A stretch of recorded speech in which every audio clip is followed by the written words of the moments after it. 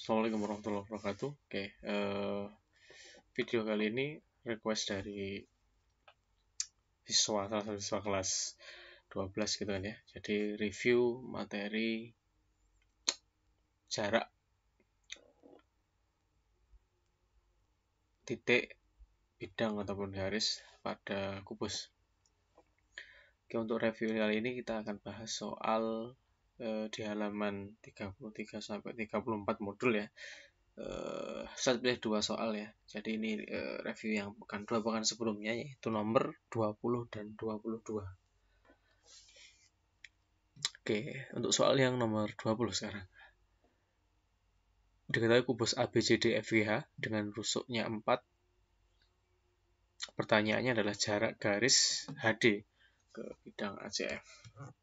Oke, bisa dulu gambarnya ya. Ada kubus ABCDEFGH. Oke, langkah berikutnya kita gambarkan garis HD. Garis HD itu adalah sebagai rusuknya kubus ya, berarti nggak usah digambar. Kembali, kemudian ACF adalah bidang. Bidangnya ini berupa segitiga. Nah, sekarang kita coba gambar bidang ACF. AC, kemudian F dihubungkan gini, seperti ini kurang lebih. Ya, dan HD. Nah, misalkan kalian ketemu soal seperti ini, kalau gambarkan bingung ya. Jadi sudut pandangnya beda, maka posisi dari penamaan kubusnya bisa dirubah. Kalau misalkan melihat gambar kayak gini membingungkan. Contohnya kayak gini misalkan. Set paste lagi untuk kubus berikutnya ya. Nanti coba dibandingkan lebih mudah mana kalian bandingkan melihat gambarnya. Oke, kita rubah namanya. Oke, ingat penamaan kubus itu ada aturannya ya. Jadi kalau namanya sudah sesuai dengan aturannya, maka bagaimanapun posisi kubusnya, maka hasilnya sama. Ya. Oke, lanjutnya kita beri nama kubus itu.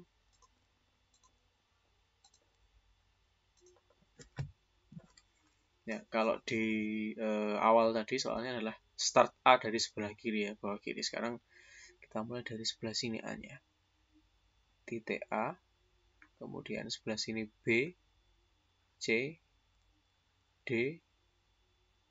ya, A, B, C, D, maka E-nya startnya bukan dari pojok sini, tapi mengikuti startnya A.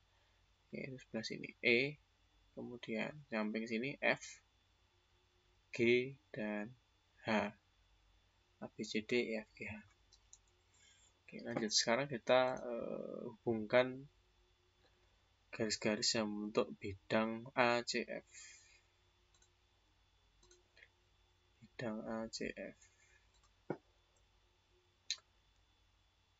AC seperti ini, AC,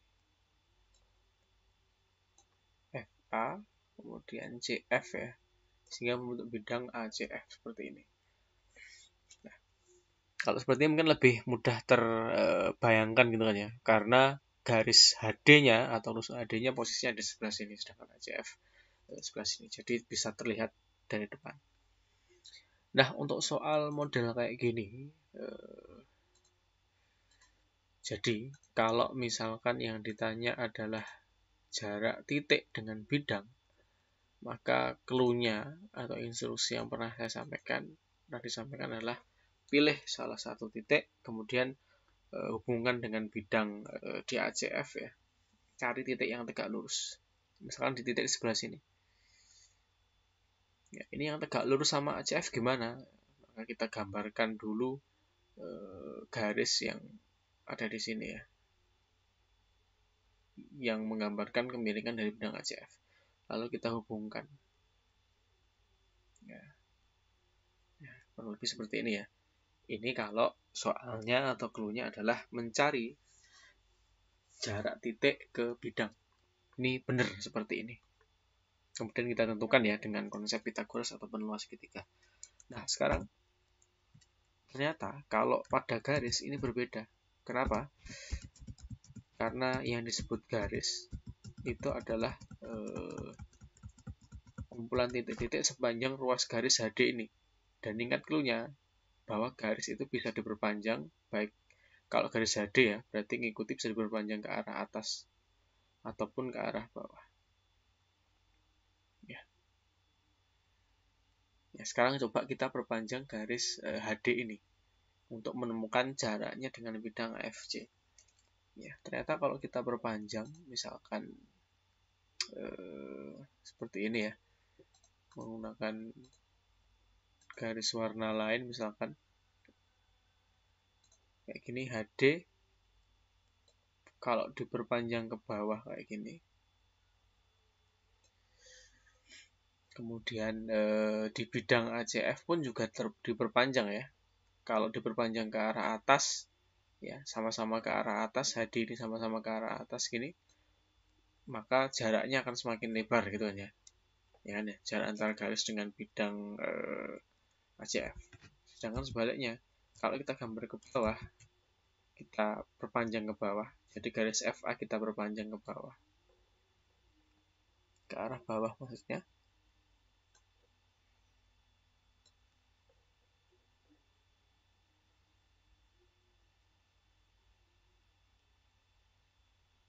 Ya. Kemudian kita gambar garis AC-nya sejajar ya, dimanapun posisinya ya. Misalkan diambil di sebelah sini. Ya. Kemudian kita hapus poin-poin yang kelebihan ini. Nah, ternyata didapat bahwasanya garis HD ini berpotongan dengan bidang ACF perpanjangannya. Ya, perpanjangan antara garis HD dan bidang ACF ternyata ada perpotongannya. Misalkan dari ACF kita wakilkan garis hubung tengahnya, misalkan seperti ini. Ya, ternyata ini berpotongan dengan perpanjangan dari garis HD. Apa artinya kalau berpotongan? Maka jaraknya adalah tak berjarak. Tak berjarak. Dengan kata lain, jarak garis HD dan bidang ACF adalah tak berjarak. Kalau di pilihan gandanya, maka yang cocok untuk tak berjarak adalah 0 ya. 0 meter atau 0 cm. Jadi nggak berjarak. Ya, ingat ya, itu kalau garis dan bidang ya. Nanti kalau ketemu soalnya berupa titik, misalkan titik H dengan bidang ACF misalkan, maka kalau titik ya paten ya, titik posisinya di sini. Kalau bidang ACF di sebelah sini ya, maka kita hubungkan ini sehingga bisa memotong bidang ACF dan ketemu sudut siku-sikunya. Nah, itu jarak antara titik H ke bidang ACF. Tapi kalau pertanyaannya berupa garis, maka garis HD ini bisa diperpanjang. Begitu juga dengan bidangnya, FA dan FC-nya bisa diperpanjang, sehingga ketemu bahwasanya tak berjarak atau berpotongan. Oke, itu untuk soal nomor 2. Oke, lanjut berikutnya untuk soal nomor 22.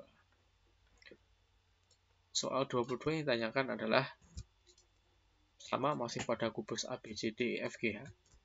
Kita masih pakai gambar defaultnya dulu, dirubah. Yang ditanyakan adalah jarak PG. Nah, PG ini apa? Ya, kalau di kubus memang nggak ada nama PG ya. Tapi di sini ada keterangan bahwasanya P itu tengah-tengahnya EF. P posisinya di tengah-tengahnya EF. Kemudian ini P ya, ini P. Kemudian H tengah-tengahnya BC di sebelah sini kurang lebih. H tengah-tengahnya BC. Ya, maka garis yang menghubungkan antara P dengan H itulah jarak PH ya, maka disebut jarak PH. Nah, kalau titik ya nggak bisa kita modif ya, nggak perlu kita tentukan apakah tegak lurus atau enggak, karena yang ditanya adalah jarak titik, sama-sama titiknya ya, sama-sama titiknya. Beda kalau misalkan soalnya adalah jarak titik dengan garis, maka kita tentukan posisinya yang tegak lurus gitu kan ya. Tapi kalau jarak antara titik maka ya garis yang menghubungkan antara kedua titik itu itulah sebagai jaraknya atau sebagai panjangnya. Oke, berikutnya kita buat sketch-nya dulu, sketch yang menghubungkan P ke H seperti ini ya. Nah, kalau cukup kayak gini kita belum bisa menemukan secara detail ya, maka kita beri tambahan lagi. Apa tambahannya? Kita hubungkan P sehingga memotong rusuk AB, sehingga memotongnya pun juga tepat di tengah-tengahnya AB. Oke, kemudian kita hubungkan antara H dengan tengah-tengahnya AB ini. Ya.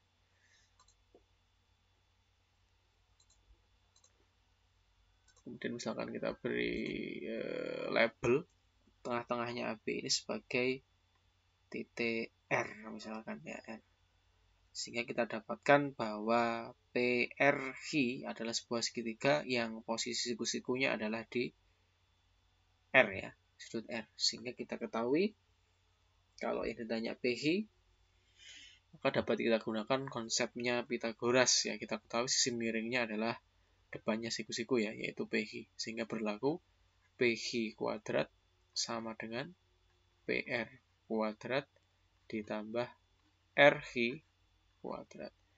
PG kuadrat ditanyakan, kemudian PR ini adalah rusuknya dari si kubus ya, sehingga panjangnya sama kayak AE, rusuknya adalah ini diketahui 8 cm, maka 8 kuadrat ditambah RH, kita ketahui RH.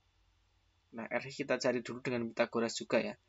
RH diketahui sebagai sisi miring ya, dengan sudut siku-sikunya adalah B. Kalau saya buat di sini, berarti ini ada di sini B, kemudian R dan G. Kalau dibuat secara tegak gini ya. Ya kita ketahui RB panjangnya adalah ya R ini adalah tengah-tengahnya AB, sehingga RB panjangnya 4 dan BH panjangnya juga 4 karena H tengah-tengahnya BC. Sehingga kita peroleh RH-nya adalah dengan konsep Pythagoras didapat 4 akar 2. Ya silakan dicek nanti ya, dari mana langkahnya ketemu 4 akar 2. Karena ini sudah sering ya, kalau ada sisi yang sama, sisi siku-sikunya sama, maka sisi miringnya otomatis langsung 4 akar 2. Kita dapatkan 4 akar 2, sehingga RH adalah 4 akar 2 yang dikuadratkan. Oke, lanjut. 8 kuadrat adalah 64. 4 akar 2 kuadrat, 4 akar 2 kali 4 akar 2, gini kan ya. 4 kali 4 kita peroleh 16, akar 2 kali akar 2 kita peroleh 2. Sehingga 16 kalikan 2 adalah 32. Sehingga 4 akar 2 kuadrat adalah 32. Oke, lanjut kita peroleh 64 tambah 32 adalah 96. Ini PH kuadrat. Nah, pilihan gandanya adalah tidak ada yang 96 ya, karena yang ditanyakan adalah jarak PH atau panjangnya PH. Sehingga PH adalah akar dari 96. Oke, kita ketahui sendiri 96 ini tidak bulat ya, akar 96 maksudnya, maka pilihan gandanya jawabannya nanti antara A, D, B ataupun C. Opsi E nggak mungkin ya, karena nggak bulat. Oke, kita gunakan, kita cek 96 ini ternyata merupakan perkalian dari 16 dikali 6 ya, 60 tambah 36 ya, 16 kali 6, sehingga kita peroleh ini sama dengan akar 16 dikali akarnya 6. Akar 16 adalah 4, akar 6 tetap akar 6 ya, tidak bulat. Dan ternyata ini cocok dengan opsi yang D. Ya, nah itu yang dibahas review di soal di pekan 2 pekan sebelumnya ya, yaitu salah satunya nomor 22 dan 20 dan 22. Untuk soal berikutnya kalau ada pertanyaan silahkan nanti bisa disampaikan japri saja ya. Ini Ustaz tunjukkan langkahnya via video tutorial ini. Semoga bisa membantu untuk soal-soal menjadi tugas yang ada di bagian jarak, titik, garis, dan bidang. Ya, di modul halaman 33 dan 34. Oke, sekian. Semoga yang disampaikan bermanfaat ya. Kurang lebihnya Ustaz mohon maaf. Akhirnya, Assalamualaikum warahmatullahi wabarakatuh.